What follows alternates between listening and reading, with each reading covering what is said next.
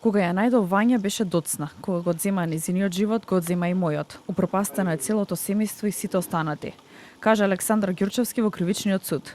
Продолжи судењето за грбнувањето и убиствата на Вања Ѓурчевска од Скопје и Панче Жежовски од Велес, со сведочење на таткото на оштетеното девојче. Ѓурчевски кажа дека се што се досетил во тие моменти се направил. Побарал помош од Американската амбасада, Интерпол. Кажа дека се досетил да испрати порака на телефонот на Вања за оние кои ја киднапирале да ја видат истата. Во пораката, според Ѓурчевски, стоело дека родителите ќе направат се што е потребно.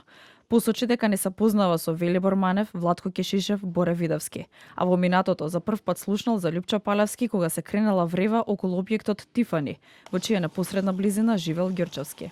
Се решив да ги потиснам емоциите, за да можам да го дадам ово исказ, пред се поради Вања, Палевски, Манев, Кешишев, Видевски. Ниту ги познавам, ниту пак додека траат рочиштата, можам да ги гледам. Претежно мижам, ги затворам очите, приметив дека имаат гнев и разочарување од така наречениот цар. Одново и одново, секој рочище слушам што му правеле на моето дете. Ѓурчевски во судницата кажа дека за себе смета дека дал голем придонес во самата истрага. Кажа дека наводно поради пасивноста што ја покажала полицијата, единствениот спас бил да се сконцентрира на снимките. Барал насекаде и бил во постојана комуникација со мајката на Вања. Решив да тргнам кон граничниот премин Блаце. Така ми беше наместена и колата, па само свртев десно од кај 8 септември, па лево од кај Палас, меѓутоа беше навидена гужва и направив и прекршок. Свртев полукружно назад и се вратив на претходното сценарио да се движам по Партизанска кон Ѓорче Петров со надеж дека некаде по пат ќе ја најдам. За избришаната порака во Вибер групата во која членови биле родителите на ученици од одделението на Вања. Истата Ѓурчевски кажа дека била навредлива за полицијата, дека тапкаат во место и според него полицијата инсистирала на тоа дека Вања сама побегнала.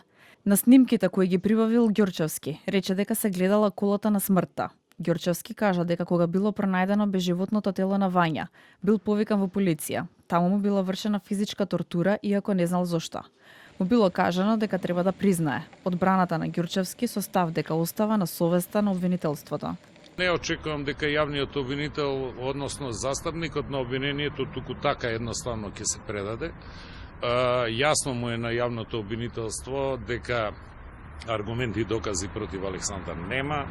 Она на што тие одат дека се аргументи и докази, не може да бидат докази, аргументи во кривична постапка. Реален доказ против Александар не е изведен, така да оставам на совеста на јавното обвинителство. Александар Ѓурчевски на 24 јануари 2024 година прв пат дал исказ во обвинителството и денеска кажа дека стои зад се што изјавил досега. Следното рочиште е закажано за впеток.